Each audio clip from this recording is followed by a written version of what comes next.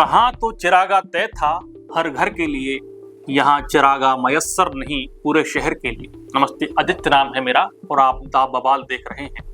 राजस्थान एक बेरोजगार प्रधान राज्य है। यहाँ के शहरों, गांवों और कस्बों में बेरोजगार युवा भरपूर मात्रा में पाए जाते हैं। यहाँ रोजगार का सबसे बड़ा साधन सरकारी नौकरियां हैं। लड़के अपनी जवानी खपा देते हैं जी सरकारी नौकरी की तैयारी करने में, और यहाँ की सरकारों को भी ये बात बहुत बेहतर ढंग से पता है। इसलिए राजनीतिक दलों के चुनावी वादों के केंद्र में सरकारी नौकरियों की घोषणा होती है। सरकारों को बनाने और गिराने में नौकरियों और भर्ती परीक्षाओं का अहम योगदान होता है।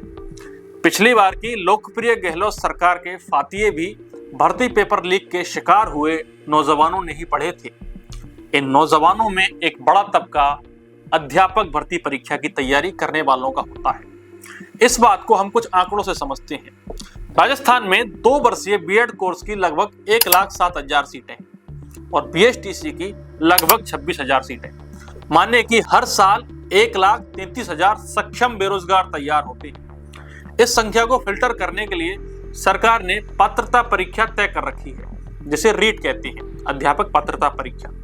इस परीक्षा में 60% अंक लाना अनिवार्य होता है, अन्यथा आप आगे की प्रक्रिया के लिए अयोग्य होंगे।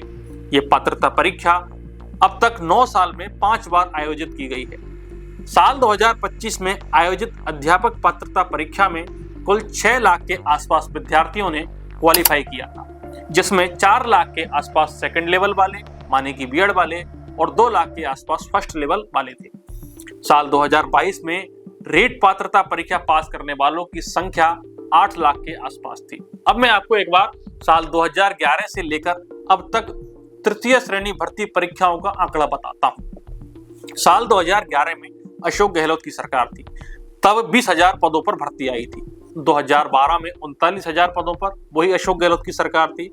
साल 2015 में 15,000 पदों पर वसुंधरा राजे की सरकार थी। और साल 2018 में फिर से गहलोत की सरकार बनी और 54,000 पदों पर बड़ी भर्ती आई।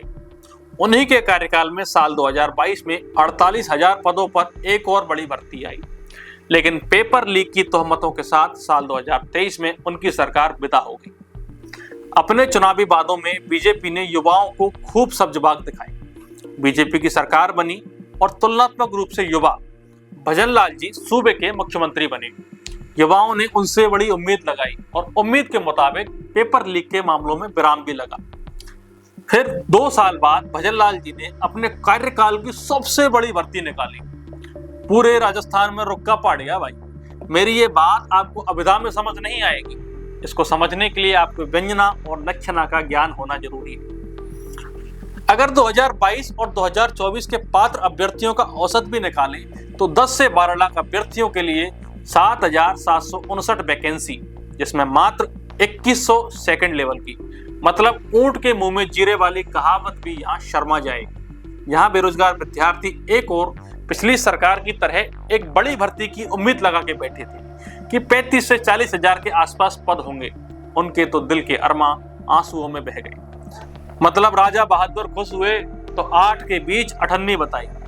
ये उन बेरोजगारों के साथ बहुत भद्दा मजाक है जो सालों तक वैकेंसी का इंतजार करते हैं, कई सालों तक घर से दूर कमरों का किराया भरते हैं, लाइब्रेरी में दिन रात खुद को खपाकर एक सुरक्षित और बेहतर भविष्य का ख्वाब पालते हैं। वहीं आप सरकार का दोगलापन देखिए। एक तरफ तमाम मीडिया रिपोर्ट्स में दावा किया जाता है कि बहुत सारे स्कूल एक शिक्षकों के भरोसे चल रहे हैं, दूसरी तरफ सरकार है जो पदों में लगातार कटौती करती जा रही है। इस खबर के बारे में और सरकार की इस वैकेंसी के बारे में आप क्या सोचते हैं? क्या तृतीय श्रेणी भर्ती परीक्षा में सरकार को पद बढ़ाने चाहिए?